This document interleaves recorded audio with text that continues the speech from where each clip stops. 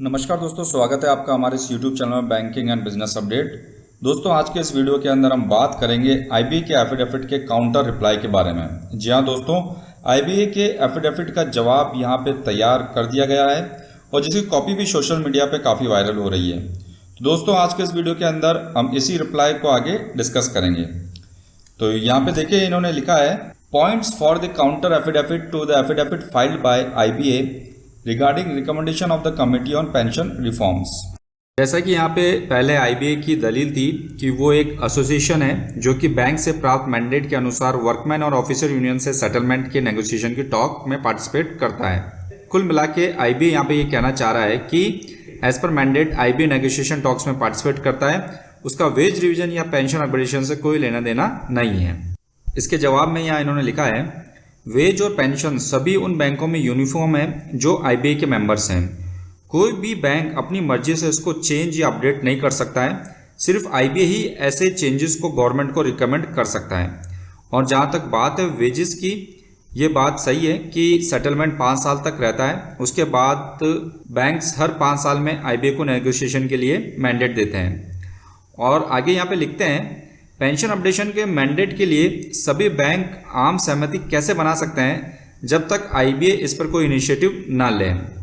IBA को यहाँ पर स्पष्ट करना होगा कि क्या पेंशन के लिए पेंशनरों का रिप्रेजेंटेशन विभिन्न बैंकों को भेजा गया था और क्या उस वक्त उनके विचार प्राप्त हुए थे।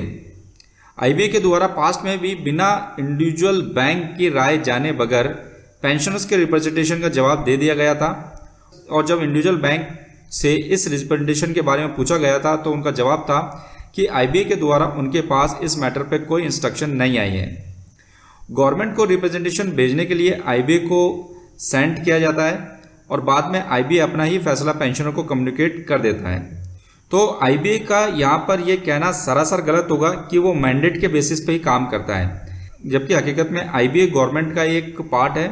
अगर ऐसा नहीं होता तो क्यों IBA जब बैंक में स्ट्राइक होती है या ऐसा कोई बड़ी घटना होती है तो इनिशिएटिव लेकर उसमें उस मैटर को परस्यू करता है। उस वक्त तो उसको इस सब चीज़ों के लिए मैंडेट नहीं दिया होता है। नेक्स्ट पॉइंट में IBA का दावा था कि एम्प्लॉय के पेंशन पेमेंट के लिए एक पेंशन फंड बनाया गया जिसके अंदर एम्प्लॉयज़ और बैंक द्वारा कंट्रीब्यूशन किया गया और बाद में इस फंड से ही पेंशन पेमेंट होता रहा। यानी कि पेंशन पेमेंट के अंदर गवर्नमेंट का कोई भी हस्तक्षेप नहीं है, तो इसलिए उसका पेंशन अपग्रेडेशन में भी कोई हस्तक्षेप नहीं होना चाहिए। इसके जवाब में यहाँ इन्होंने लिखा है कि कॉन्ट्रीब्यूटरी प्रोविडेंट फंड के एवज में पेंशन स्कीम को इंट्रोड्यूस किया गया था और एम्प्लॉयज़ ने मैनेजमेंट के कंट्रीब्यूशन को इंटरेस्ट के साथ रिफंड कर दिया और पेंशन स्कीम में शामिल हो गए। सर्विंग एम्प्लॉयज़ और रिटायर्ड एम्प्लॉयज़ ने अपनी सैलरी या अदर सोर्सेज से कोई फंड इसमें डिपॉजिट नहीं किया। जिन एम्प्लॉयज़ ने 1995 में पेंशन स्कीम ज्वाइन नहीं करी थी उनको 2010 में एक बार फिर पेंशन स्कीम ज्वाइन करने का मौका दिया गया। वो इस कंडीशन पे दिया गया that apart from management's contribution with accrued interest the retirees have to make additional contribution of 56 of the management contribution to PF and the serving employees have to contribute 2.8 times of their pay to meet part of the cost of pension payment. ये एकमात्र ऐसा समय था जब employees ने pension fund में contribute किया, लेकिन पहले ज्वाइन हो चुके एम्प्लॉय द्वारा इसमें कोई कंट्रीब्यूशन नहीं किया गया। इस प्रकार IBA का ये दावा कि पेंशन फंड एम्प्लॉयज़ और बैंक के कंट्रीब्यूशन से बना है वो पार्शली ट्रू है, यानी कि वो कोर्ट को आधा सच बताकर यहाँ पे गुमराह करने की कोशिश कर रहे हैं। इस प्रकार उस वक्त योगदान दी गई राशि 1800 करोड़ थी जो कि आज लगभग 3 लाख करोड़ है। आगे IBA ने अपने एफिडेविट में दावा किया है कि सेंट्रल गवर्नमेंट के एम्प्लॉयज़ की जो पेंशन दी जाती है वो रेवेन्यू एक्सपेंडिचर का पार्ट है, ना कि उनका पेमेंट किसी पेंशन फंड की स्कीम से किया जाता है। इस प्रकार गवर्नमेंट और बैंक पेंशन्स अलग अलग हैं।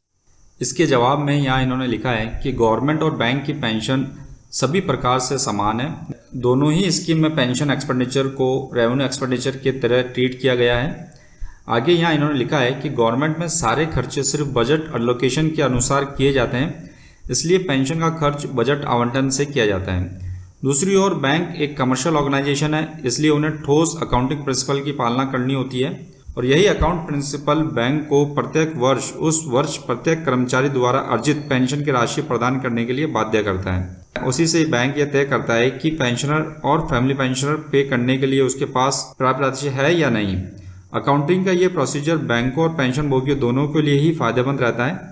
आगे यहाँ ये लिखते हैं कि जिस प्रकार गवर्नमेंट में बजट एलोकेशन से पेंशन पेमेंट का प्रोविजन किया जाता है, ठीक उसी प्रकार पेंशन फंड से बैंक रिटायरीज पेंशन पेमेंट का प्रोविजन किया जाता है। यानी दोनों ही स्कीम बिल्कुल सेम है, बस तरीके अलग अलग हैं। इन तथ्यों के आधार पर यह कहना कि दोनों स्कीम अलग अलग है सरासर गलत है।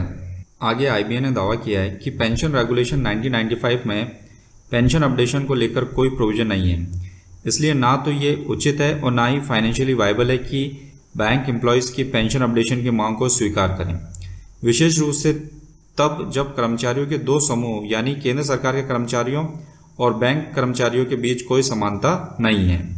इसके जवाब में यहाँ इन्होंने लिखा है, पेंशन रेगुलेशन में अपडेशन के प्रावधानों की अनुपलब्धता के संबंध में 1993 के पेंशन सेटलमेंट में ही पेंशन अपडेशन पर एक प्रावधान था, जो कि इस प्रकार है, provision will be made a scheme to be negotiated and settled between the parties to this settlement by 31 December 1993 for applicability, qualifying service, amount of pension, payment of pension, commutation of pension, family pension, updating and other general condition etc. on the lines as are in force in Reserve Bank of India। इस settlement में लिखी गई बात को अंतिम रूप देने के लिए आईबीए यूनियन और एसोसिएशन के सदस्यों के साथ दो छोटी कमेटी का गठन भी किया गया था और बाद में कमेटी द्वारा इस बात पर सहमति भी हुई थी कि पेंशन का अपग्रेडेशन भारतीय रिजर्व बैंक में अपडेशन फॉर्मूले के अनुसार होगा और उसी के अनुसार मिनट्स तैयार किए गए और ड्राफ्ट रेगुलेशन को अंतिम रूप दिया गया। आगे यहाँ लिखते हैं, ये जो अपडेशन का क्लॉज फाइनल पेंशन रेगुलेशन जो कि बैंक ने अडॉप्ट किया उसमें से हटा दिया गया और कर्मचारियों को इस चूक की जानकारी तक नहीं दी गई। कर्मचारी इस विश्वास के साथ पेंशन योजना में शामिल हुए कि आरबीआई के पेंशन भोगियों की पेंशन अपडेशन के बाद नियमन में अपडेशन क्लॉज जोड़ा जाएगा। अगर आज पेंशन रेगुलेशन में अपडेशन क्लॉज नहीं है तो ये आईबीए और सरकार की चूक का ही नतीजा है। वे रेगुलेशन में संशोधन करने के लिए कानूनी और नैतिक रूप से बाध्य हैं और पहले से ही सहमति के अनुसार अपडेशन क्लॉज को शामिल करना उनकी नैतिक जिम्मेदारी भी है। इसके अलावा सरकार ने 2002 के रिट पिटीशन संख्या 25/1913 में कर्नाटक उच्च न्यायालय में दायर अपनी आपत्तियों में लघु समिति के गठन और लघु समिति द्वारा दिए गए समझौते के अनुसार विनिमय तैयार करने को भी स्वीकार किया था। और आगे यहाँ पे लिखा है इन्होंने, आईबीए ने भी 10 नवंबर 1997 के समझौते में अवैध हड़ताल के वक्त यह सहमति व्यक्त की थी कि bank pension regulation RBI pension regulation के साथ सभी तरह से समान होगी। सरकार और आईबीआई इन अपडेशन के लिए जिम्मेदार और बाध्य हैं और उनको रेगुलेशन में अपडेशन क्लॉज को शामिल करना चाहिए, क्योंकि उन्हीं की लापरवाही की वजह से फाइनल पेंशन रेगुलेशन में अपडेशन क्लॉज ओमिट हो गया था। आखिर में आईबीए ने दावा किया था कि वो एक एसोसिएशन है और इस कारण उस पर यह केस लागू नहीं होता है। इसके जवाब में यहाँ इन्होंने लिखा है, जैसा कि ऊपर बताया गया है कि एसोसिएशन बैंकों पर बहुत अधिक अधिकार रखता है, specially in matters of wages, other working condition and pension. बैंकों के बोर्ड्स को केवल सरकार के निर्देशों पर रेगुलेशन में संशोधन करने का अधिकार है। सरकार बदले में केवल इन मामलों में आईबीए की सिफारिश पर कार्य करता है। माननीय वित्त राज्य मंत्री ने एक से अधिक बार संसद में उत्तर दिया है कि आईबीए से सिफारिशों प्राप्त होने के बाद सरकार बैंकों में पेंशन के अपडेशन पर विचार करेगी। ऐसी शक्तियों का आनंद लेने वाले संस्थान न्यायालयों के रिट क्षेत्राधिकार से बाहर नहीं रह सकता है।